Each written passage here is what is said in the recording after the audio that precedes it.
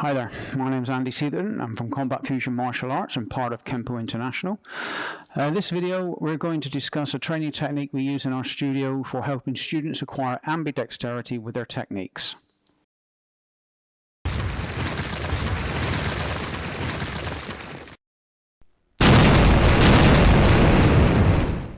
Now, as I said in this video, we're going to share one of our training strategies that helps to acquire a balance between the left and right sides of the body when doing self-defense techniques. In Kenpo, we have, as you know, long forms and short forms. Well, we term this training strategy micro forms. The difference being, instead of having a mass of techniques that you learn in sequence, as in the long forms or in the short forms, we isolate ourselves to just one technique and we practice that technique on the left and right side over and over again. The important thing to remember with this is there's no need to acquire a set position in reference to the clock principle when doing this form. You can do it with cover-outs or without cover-outs. You can change the angle of attack as you want. You can even then throw in whether you need to step forward or step back. Those are more advanced methods down the line, but to begin with, you should use this as a method of balancing out your left and right side. So, on that subject, what we'll do is we'll start with a simple technique, something like alternating maces in the yellow belt syllabus, and we'll demonstrate how you build ambidexterity using a microform. So you start off with alternating maces. So the first move in alternating maces obviously is the step back, inward block. So we're stepping back with our left foot, blocking with our right hand.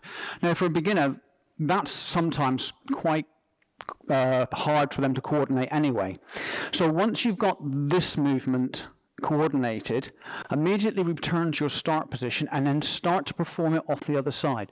So you're getting a reference from the side you're used to and then immediately applying that reference to the opposite side. And just keep repeating the movement until you become comfortable with it. Now, you should find that pretty easy if you've done short form 1, because it is basically the movement, the first two movements of short form 1. But the important thing is to know that in alternating maces, we step backwards. So when you're returning from your initial movement, you need to step forward in a switch and then step back on the other side, so you get a balance on movement as well.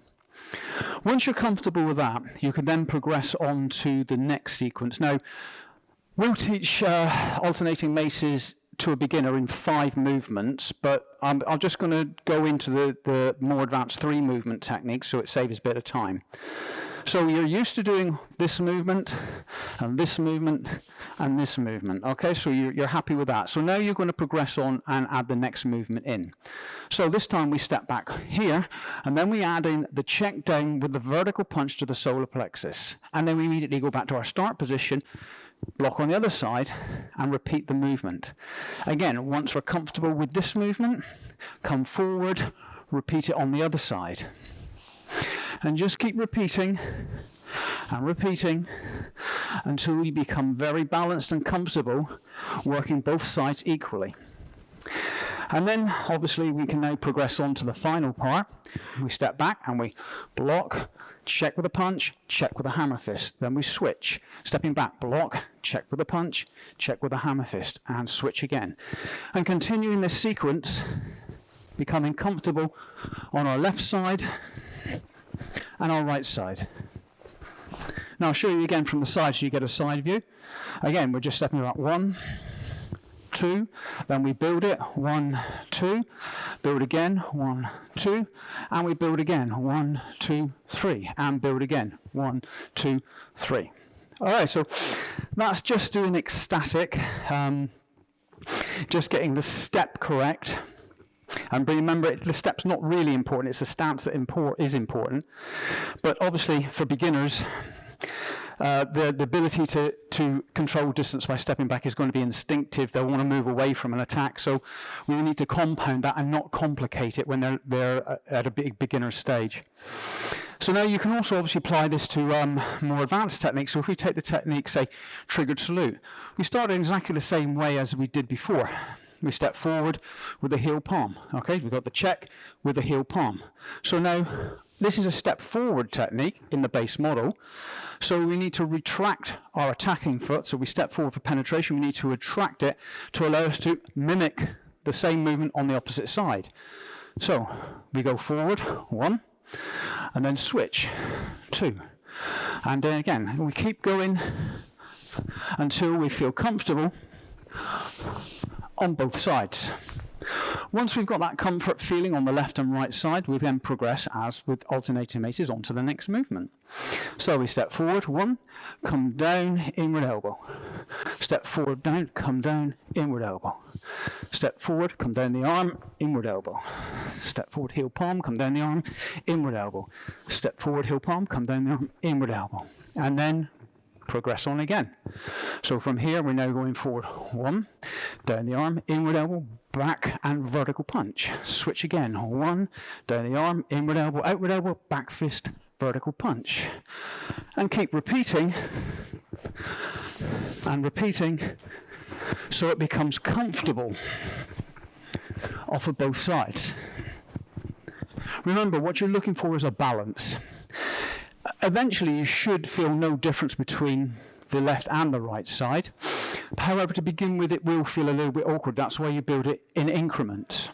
We can also use this method of training in our extension, building the extension section by section, balancing out the left and right side. So hopefully we have it here, down the arm.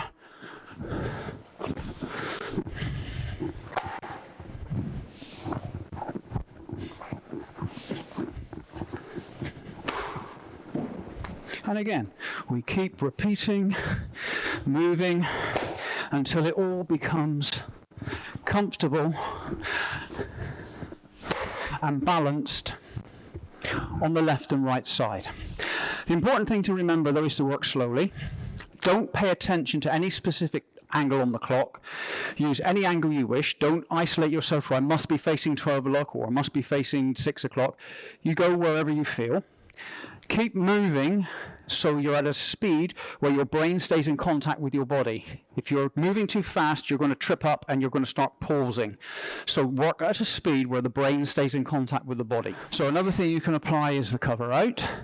This changes the angle you're going to face dramatically, and obviously you can actually at the last minute choose the angle. So if you're doing a cover out, okay, so I'm here, and as I'm doing this movement, which is the last movement in the extension, I'm going into my cover out. Here is when I decide where my attack for the next technique comes from. Here I decide where the attack comes for the next technique to whichever side it is I'm doing. So that's the technique methodology we use for balancing out the left and right side with our students in Combat Fusion to acquire a certain degree of ambidexterity. If you do it from when you first learn a technique, it's easier because there's no bias in your movements. Quite often, when you're overcompensating on the strong side, it really does feel difficult to move the weak side. This is why you need to break it down in sections if you're already comfortable with a technique on the strong side. If you're learning a technique from the first go, the first off, it's really advisable to do that straight away. First movement, repeat it on the opposite side. First movement, repeat it on the opposite side. And as your instructor builds the technique with you, build it yourself on both sides. That way, you'll get the ambidexterity from the word go. Okay, so I hope this has been informative to you. If you have any questions on the technique we use for teaching this ambidexterity, feel free to message me. You can get me on Facebook or you can get me through the YouTube messaging. Failing that, you can contact me at andy@combatfusion.co.uk. Okay, thank you very much. This is Andy Seether in Combat Fusion Martial Arts saying goodbye.